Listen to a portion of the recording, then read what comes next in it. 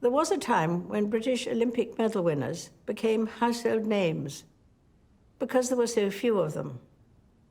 But the 67 medals at this year's Games in Rio and 147 at the Paralympics meant that the GB medalist reception at Buckingham Palace was a crowded and happy event. Throughout the Commonwealth, there were equally joyful celebrations. Grenada, the Bahamas, Jamaica, and New Zealand won more medals per head of population than any other countries. Many of this year's winners spoke of being inspired by athletes of previous generations. Inspiration fed their aspiration, and having discovered abilities they scarcely knew they had, these athletes are now inspiring others. A few months ago, I saw inspiration of a different kind when I opened the new Cambridge base of the East Anglian Air Ambulance, where Prince William works as a helicopter pilot. It was not hard to be moved by the dedication of the highly skilled doctors, paramedics, and crew who are called out on average 5 times a day. But to be inspirational, you don't have to save lives or win medals. I often draw strength from meeting ordinary people doing extraordinary things. Volunteers, carers, community organizers, and good neighbors.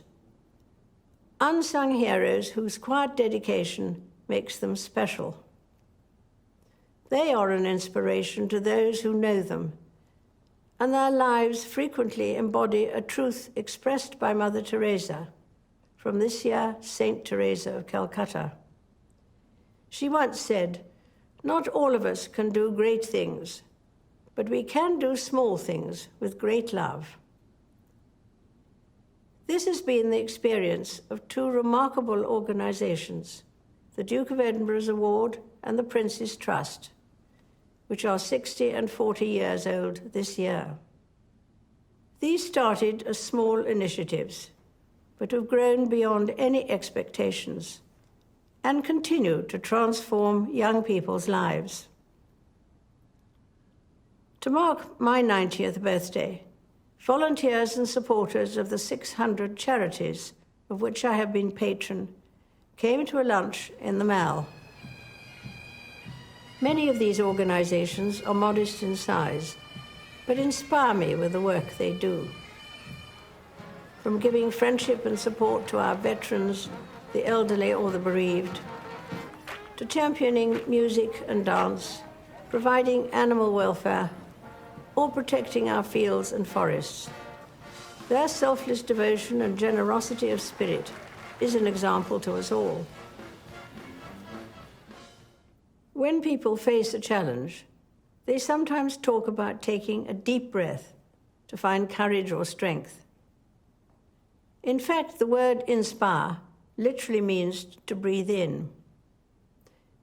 But even with the inspiration of others, it's understandable that we sometimes think the world's problems are so big that we can do little to help. On our own, we cannot end wars or wipe out injustice. But the cumulative impact of thousands of small acts of goodness can be bigger than we imagine.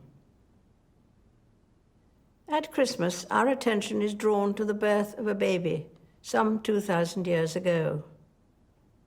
It was the humblest of beginnings, and his parents, Joseph and Mary, did not think they were important. Jesus Christ lived obscurely for most of his life and never traveled far. He was maligned and rejected by many, though he had done no wrong.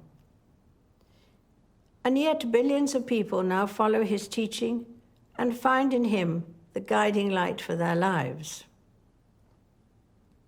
I am one of them because Christ's example helps me see the value of doing small things with great love, whoever does them, and whatever they themselves believe.